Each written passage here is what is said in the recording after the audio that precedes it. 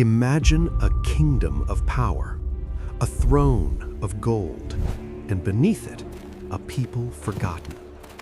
A whisper of fear drifted through the streets of Persia, a decree away from destruction, a nation one signature away from extinction. But God had already set his plan in motion, long before anyone understood. In that vast empire, he placed a young woman at the center of destiny. Her name was Esther. Esther was not born into royalty. She was not raised in splendor. She came from sorrow, a child without father or mother. But she was raised by her cousin, Mordecai, a man of wisdom, a man of quiet strength. This path is difficult, but I see the strengths within you. You are meant for greatness. And heaven echoed those words. In the palace of King Xerxes, anger erupted. A queen refused the king. A throne stood empty. Messengers ran across the empire. All beautiful young women must be brought to the palace. Esther was chosen, not for power, not for ambition, but because God was writing a story through her. I know the risks, but we have no choice. You were meant for this moment, Esther. I believe in you. Esther nodded, her heart trembling, yet trusting. The palace glittered with gold and marble. Perfumes filled the halls. Silk brushed against her skin. But Esther remained humble, kind, gentle. Esther, the king has noticed your grace. Tonight, you will stand before him. She breathed deeply and stepped into a destiny she never sought. Out of all the women, all the beauty, all the voices, the king chose her. This is the one. This is my queen. A crown rested on her head, but she never forgot the voice of Mordecai and the God who placed her there. But in the shadows of the palace, an enemy rose, powerful, proud, and consumed by rage. When Mordecai refused to bow before him, Haman's heart burned with fury.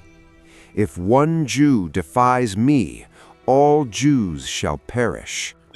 He crafted a decree, sealed with the king's ring, to destroy God's people. The empire trembled. When Mordecai heard the decree, his clothes tore in grief. He cried in the streets of Susa, "Your cousin waits at the gate. He is mourning." Esther sent garments, but he refused them. "Esther, you must go to the king. You must plead for your people.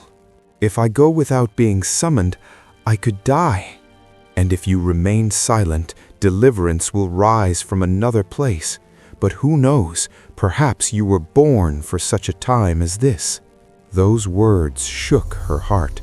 Esther did not rush into courage. She bowed into it. Tell the people to fast for 3 days. I will fast as well. And then I will go to the king. If I perish, I perish. Heaven leaned close. Angels watched in silence. A queen knelt before the God who placed the crown upon her head. On the 3rd day, Esther dressed in royal robes, but her courage was her true garment. She stepped into the king's hall. Every heart held its breath. Esther, what is your request? Even half the kingdom it will be given. Mercy opened its hand. The scepter of life was extended. God was moving. My king, if it pleases you, come to a banquet I have prepared. The king came. Haman came. But the truth also came. At the second banquet, Esther revealed her heart. My king, my life, and the lives of my people are in danger. The room froze. The king's face shifted from confusion to rage. Destiny struck. Haman fell. Who would dare do this? The enemy is Haman. Haman was taken away. His plot collapsed. The wicked plans he built became the place of his end. But the decree still stood. A king's signet could not be erased. My king, let a new decree be written. Let my people defend themselves. King Xerxes, so it shall be. Scribes dipped pens into ink. A new order went out. Hope traveled faster than fear. When the day of destruction came, the Jews stood together, not as victims, but as victors. The enemies who sought their end fell instead, and the mourning of a nation became the joy of a kingdom. Mordecai rose to honor. Esther remained beloved.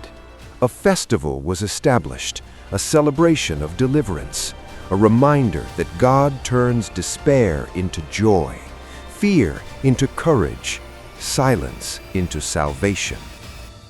My friend, Esther's story is more than history, more than a legend, more than a page in Scripture. It is a reminder that 1. God positions people long before He uses them. You may not understand your place, but God does. 2. Courage is not the absence of fear, but faith stepping forward anyway. 3. Heaven writes stories through ordinary lives when they surrender to extraordinary purpose. And 4.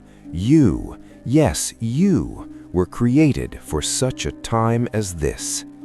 If this story touched your heart, stay with us as we bring more powerful Bible stories to life. May the God who raised Esther raise courage in you today.